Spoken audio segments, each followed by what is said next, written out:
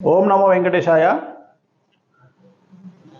గురువు అతిచారంలోకి వెళ్ళబోతా ఉన్నాడు. జనరల్గా గురుగ్రహం ఎప్పుడు కూడా సంవత్సరానికి ఒకసారి మాత్రమే ఒక రాశి నుండి ఇంకో రాశిలోకి మారుతుంది. కానీ ఫస్ట్ టైం మనము ఈ మధ్యకాలంలో తీసుకుంటే ఈ సంవత్సరం మేలో మారినటువంటి గురువు మళ్ళీ అక్టోబర్ 17వ తేదీ నాడు మిథున రాశి నుండి కర్కాటక రాశిలోకి వెళ్తా ఉన్నాడు.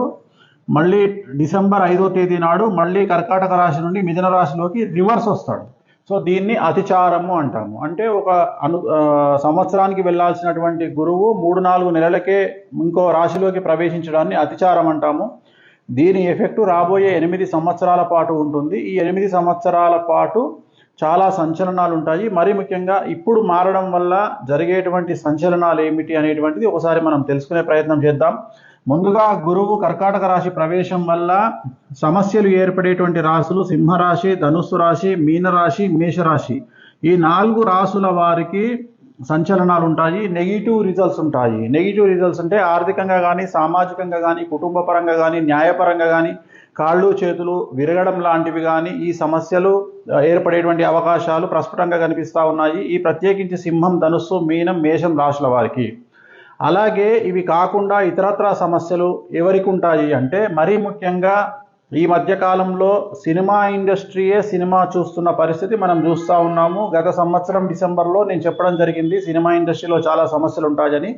సో సినిమా ఇండస్ట్రీకే సినిమా కనిపిస్తున్న తరుణంలో ఇప్పుడు రాబోతున్నటువంటి అక్టోబర్ నుండి రాజకీయ రంగానికి కూడా సినిమా కనిపించబోయే పరిస్థితులు ప్రారంభమవుతా ఉన్నాయి.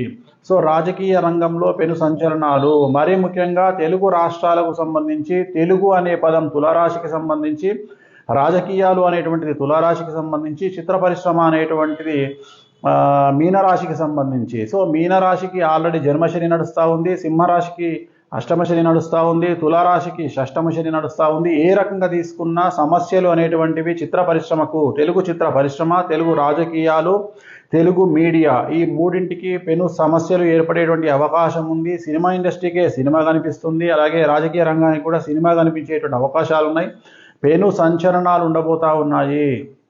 సో వీటికి రెమెడీ ఏమిటి అంటే శ్రీకాళహస్తిలో గురు దక్షిణామూర్తి అని ఉంటారు, ఆయన దగ్గరికి వెళ్ళి అర్చన చేయించుకోండి. అలాగే గుడి లోపలికి వెళ్ళేటప్పుడు బయట నుండి విడి పూలు కానీ, పూల దండ కానీ పసుపు రంగులో ఉండేటువంటి తీసుకొని వెళ్ళండి. అంటే పసుపు రంగులో ఉండే విడి పుష్పాలు అంటే చామంతి పూలు, బంతి పూలు, లేదా చామంతి పూల దండ, బంతి పూల దండ తీసుకొని వెళ్ళి అక్కడ స్వామివారికి అర్చన చేయించుకొని గురు దక్షిణామూర్తి దగ్గర అక్కడ నుండి 1 పువ్వో 2 పూలో పంతులు గారిని అడిగి తీసుకోండి. అవి తీసుకొచ్చి మీ జేబులో కానీ లేదా ఇంట్లో బీరువాలో కానీ ఉంచుకోండి.